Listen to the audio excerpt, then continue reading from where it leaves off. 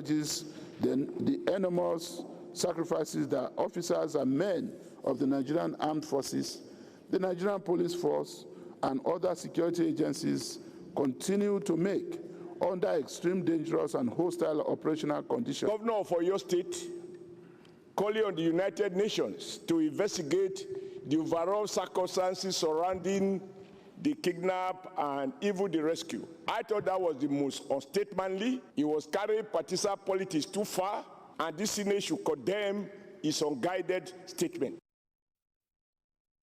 The rescue of the Oriire pupils and teachers after nearly 2 months in captivity should have been a moment of national relief and appreciation for the security agencies involved. Instead, the conversation has shifted from the successful operation to politics, rather than celebrating what many describe as a successful security operation and concentrating on the victims' recovery. Your state governor, Makinde, has called for a United Nations probe into the abduction. The presidency has wasted no time in rejecting the idea, describing it as unnecessary and insisting Nigeria's security institutions are competent enough to investigate the incident. The Senate has also cautioned the governor over the same thing. That's our focus tonight, everyone. Welcome to Politics Tonight. I am Olajumoke Olatunji.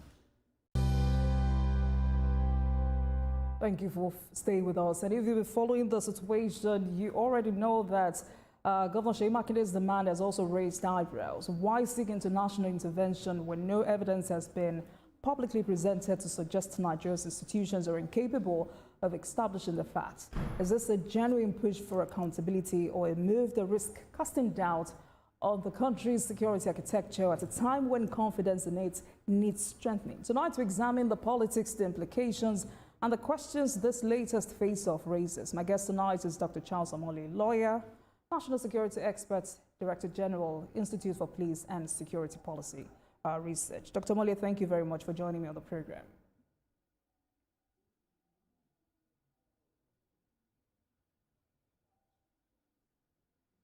All right, before we get into the conversation with Dr. Charles Omole, let's take a break and I'll be right back. Please stay with us. All right, let's get to a conversation tonight. As Governor Makinde's demands has also raised eyebrows. Why seek international intervention when no evidence has been publicly presented to suggest Nigeria's institutions are incapable of establishing the fact? Is this a genuine push for accountability or a move that risks casting doubt on the country's security architecture at a time when confidence in it needs strengthening? So tonight, we're examining the politics, the implications, and the questions this latest face-off raises. My guest tonight is Dr. Charles Omole, is a lawyer, national security expert, Director General, Institute for Police and Security Policy Research. Dr. Omole, thank you very much for joining me on the program tonight. Can you hear me, sir? Thank you very much. Thanks for having me. Right, so Governor Makinde's argument is that involving the United Nations will bring transparency and some level of international expertise. But the presidency says that suggestion would undermine Nigeria's sovereignty. Legally, practically, who has a stronger argument? I mean, does asking for a UN probe amount to admitting that Nigeria cannot investigate crimes within its own territory? Well, usually in international law, usually the best practice is that you only call international bodies into your internal affairs if the national process has failed to work or has been refused to be activated. It's just like, for example, the International Court in The Hague, prosecuting. If there is a known international crime that's been committed, if the country concerned prosecutes you, whether you are found guilty or innocent is irrelevant, then that removes the jurisdiction of the international law, international court. But if the national government fails to act, that is when the international court can be called in. So this is similar. So it's a bit premature, in my opinion, for Governor Makinde to be making that call when, I've not seen any strong case for him to be investigated nationally. I think, we're in the season of politics, so clearly you cannot avoid what happened of political element. But I really feel that, we should let politics stay away from anything that has to do with security. From the security angle, Dr. Omole, I mean, for those who say, as the state's chief security officer, shouldn't he first account to the people of your state on what happened under his watch? What responsibilities should Governor Makinde personally accept? Well, I mean, the issue clearly is that, I mean, I don't want to turn this to a legal argument, you know, in the sense that this term chief security officer that many governors band around is not in our constitution. You know, it's a vestige of the whole military era when you had military administrators of states being called chief security officer. But under the civilian rule, they are not. But anyway, that's the technical argument. In terms of what it should be, I think what Governor Makinde should actually do is to be a bit more transparent in explaining what he knows. What are the facts that he knows? What are the issues he's concerned with? You know, these are the things I think that will help clear things up, rather than kind of implying something but not quite saying it, so to speak. So clearly, I think you should focus more on the people, you know, and how to secure the state, you know, better. Look at, for example, that locality, the schools there, are they secure? Not just that particular school. So there are lots he can do as the governor, and I think he should stop bordering on the wider political brinkmanship that is being played. Okay, so when you said this is premature, talk to us, Dr. Omole. Is there any precedent for, you know, a UN investigation into a domestic kidnapping incident in a sovereign country? Not to my knowledge, except in the countries where UN already have interventions. So maybe UN is already on the ground for some other reasons, and then, a kidnapping takes place. But for UN to be called strictly just for the kidnapping purpose, it's not known to law, so to speak. Of course, UN, like any other international body, can come and help if the sovereign government calls for help. That's different. Okay.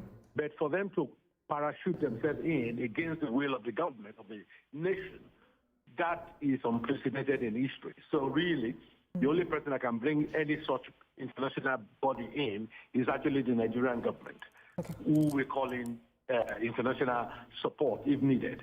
If that is not happening, UN can't come anywhere near the country. So I think it's a moot point, really, that Governor Makinde is making. I think a bit of politics is going on there. I think there are ways you could make sure that maybe an independent investigation happens nationally, into the incident. That, I think, might be a legitimate call. But to be calling international bodies in, I think is premature, and I don't think it's necessary. All right, sir. So again, for the purpose of clarity, because the presidency says the governor should channel his concerns through the appropriate security architecture instead of making public calls for a UN probe. If the objective is accountability, Dr. Omole, are there domestic mechanisms, capable of delivering an independent and credible investigation without international involvement? Yes, of course. I mean, there are, but to give Governor Makinde some leverage here, such independent investigation can only be triggered by the president himself. Okay. So Governor Makinde can do a local one in your state, but he won't have the power to compel the federal security agencies that have been involved to come and testify. So it's very important, therefore, that if it's going to be, if it's going to fall in all the federal agencies that have been involved, then it's the president that can set up such investigation. But for the president to do that, the question has to be asked. Sadly, as a country, we are used to several kidnappings. Even after the Oyo case, there have been 6 different kidnappings in several states of the Federation after the Oyo incident.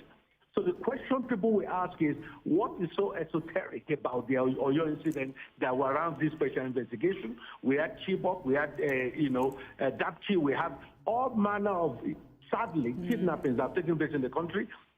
There was no independent investigation for those. So what is the peculiarity of the Oyo case that warrants such investigation? That case has not been made to me yet. And I think that is where the problem is, that this is pure politics rather than legitimate concern about security.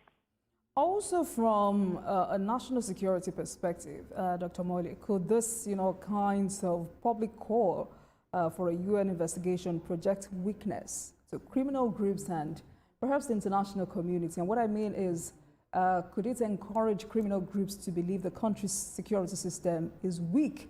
Or is asking outside help sometimes the right thing to do if it helps uncover the truth? Yeah, potentially. Sadly, there's a lot of Nigerians, forget even international bodies and figures for a second.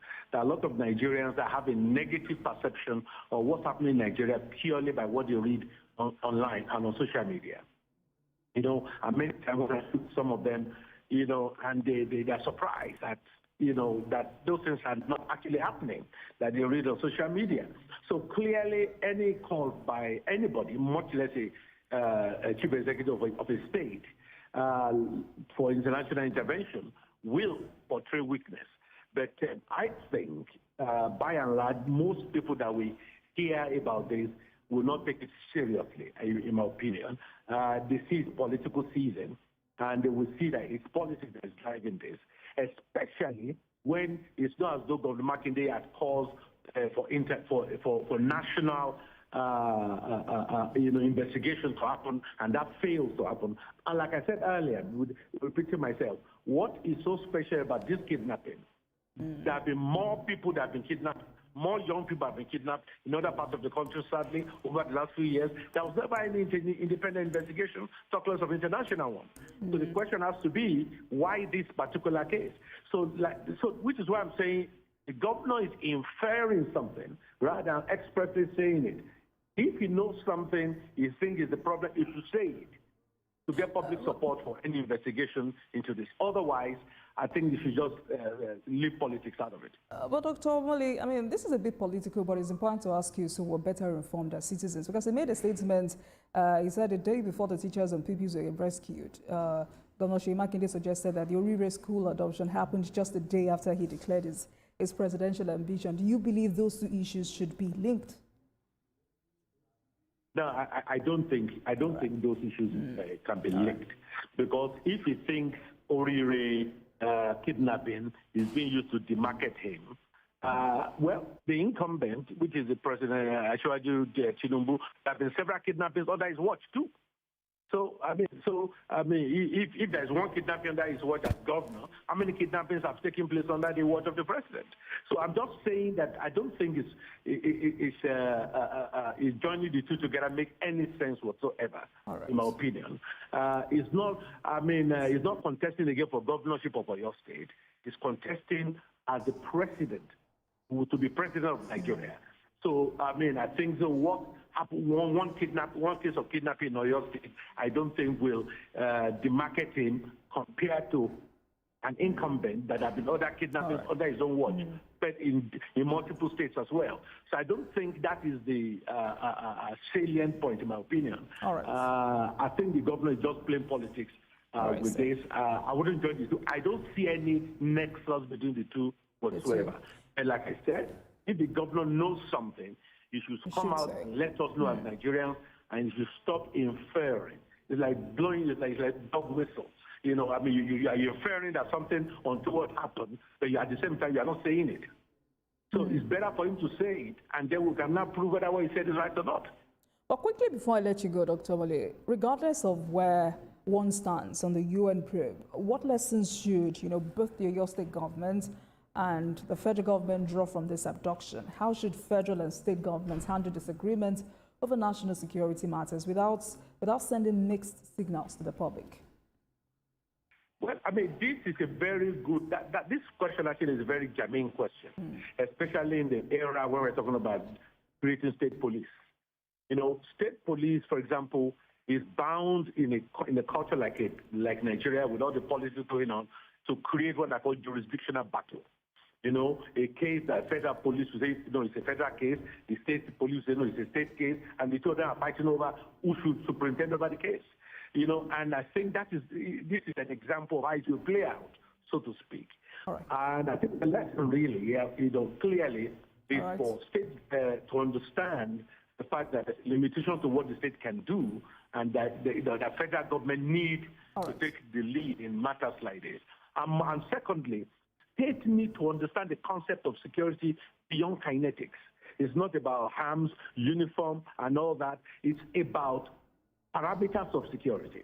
You know, I mean, for example, you have schools that have no fencing around them all over the country. The buildings are in Tata. All right, Dr. Omole. Such a school. Right. This is a conversation we must continue some other time. Thank you so much for speaking with me tonight. It was important to hear from you. Thank you so much. Dr. Charles Omole is a lawyer, national security expert, Director General Institute for Police and Security Policy Research. Thank you so much for your time, sir. Please have a great evening. Thank you. Thank you. Thanks for having me. Thank you for watching, everyone. That marks the end of today's episode of Politics Tonight. But before we go, let's tell you that views or reactions of our resource persons are theirs and have no connection with TVC News. Meanwhile, you can watch the repeat broadcast of this episode at 12:30 a.m. Get in touch with us on our social media handles, Facebook, Instagram, and X at TVC News NG and at Olajumo Kerebu using the hashtag Politics Tonight. We're also on YouTube at youtube.com/TVC News NG.